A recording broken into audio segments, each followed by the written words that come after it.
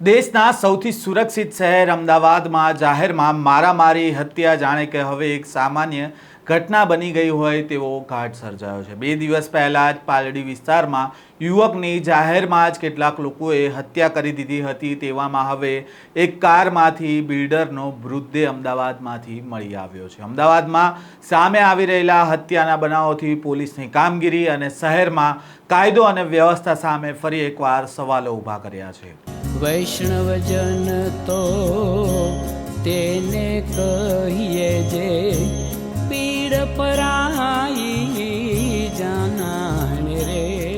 નમસ્કાર, નવજીવન ન્યૂઝમાં આપનું સ્વાગત છે। હું છું જયંત દાફડા। અમદાવાદને દેશના સૌથી સુરક્ષિત શહેરનો દરજ્જો ભલે મળ્યો હોય, પરંતુ આ સુરક્ષિત શહેરમાં દિન પ્રતિદિન હત્યાના બનાવો સામે આવી રહ્યા છે। ત્યારે વધુ એક હત્યાનો બનાવ સામે આવ્યો છે અમદાવાદમાંથી।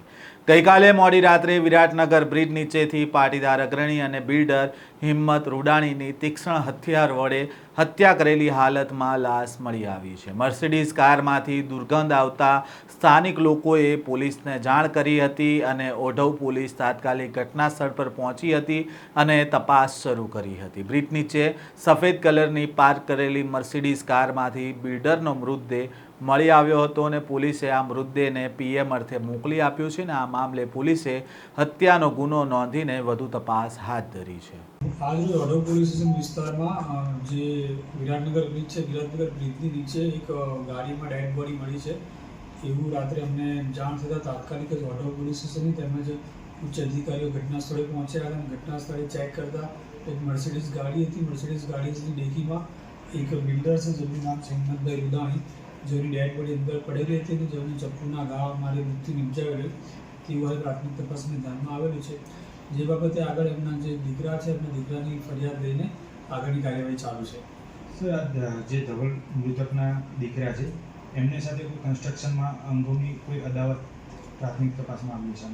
હાલમાં એ લોકોની કેટલી કન્સ્ટ્રક્શન સાઇટ ચાલે છે, એ લોકોની કોની જોડે વિવાદ હતો, શું હતો શું નહીં, તમામ એંગલથી પોલીસ તપાસ કરી રહી છે અને તપાસના આધારે જે પણ સસ્પેક્ટ લાગશે સસ્પેક્ટ લોકોની પણ પોલીસ અત્યારે પૂછપરછ કરી રહી છે જેથી ગુનાનું કોણ અંજામ આપે છે તેના મૂળ સુધી પહોંચી શકાય।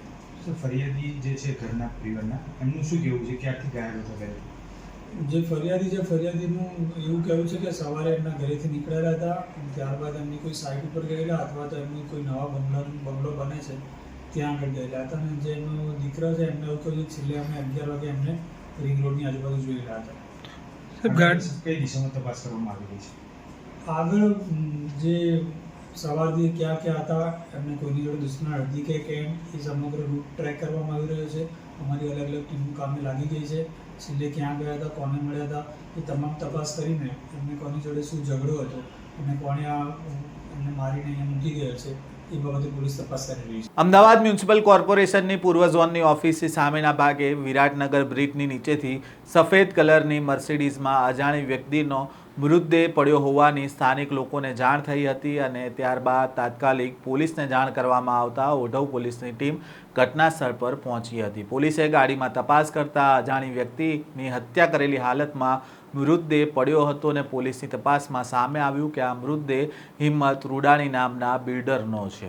કોઈ અજાણી વ્યક્તિ દ્વારા તેમની હત્યા કરીને ગાડીમાં મૃતદેહ મૂકી દેવામાં આવ્યો હતો। રાત્રિના સમયે સ્થાનિક લોકોને કારમાંથી દુર્ગંધ આવતા પોલીસને જાણ કરવામાં આવી હતી અને પોલીસને હિંમતના મૃતદેહ ઉપર ધારદાર હથિયારના ઘા જેવા નિશાન પણ મળી આવ્યા છે, જેથી કોઈ વ્યક્તિ દ્વારા તેમની હત્યા કરી દેવામાં આવી હોવાની પણ આશંકા છે। આ સમગ્ર મામલે ઓઢવ પોલીસ દ્વારા ગુનો નોંધી અને રોડના સીસીટીવી ફૂટેજની તપાસ શરૂ કરી છે। પોલીસની પ્રાથમિક તપાસમાં સામે આવ્યું છે કે તેમના શરીર પર ચપ્પાના ઘા મારીને હત્યા કરી દેવામાં આવી હોય તેવા નિશાન મળ્યા છે। બિલ્ડર હિંમતભાઈ સવારે પોતાના ઘરેથી કન્સ્ટ્રક્શન સાઇટ પર જવા નીકળ્યા હતા। 11 વાગ્યે મૃતકના દીકરાએ મૃતકને રિંગ રોડ પરથી પસાર થતા જોયો હતો। સાથે જ આ હત્યા પૈસાની લેતી દેતીમાં થઈ હોવાની પોલીસને આશંકા છે, જે દિશામાં પણ હવે પોલીસે તપાસ શરૂ કરી છે। આ પ્રકારના સમાચાર અને અહેવાલ સાથે ફરી મળીશું। નવજીવન ન્યૂઝ સાથે જોડાયેલા રહેજો।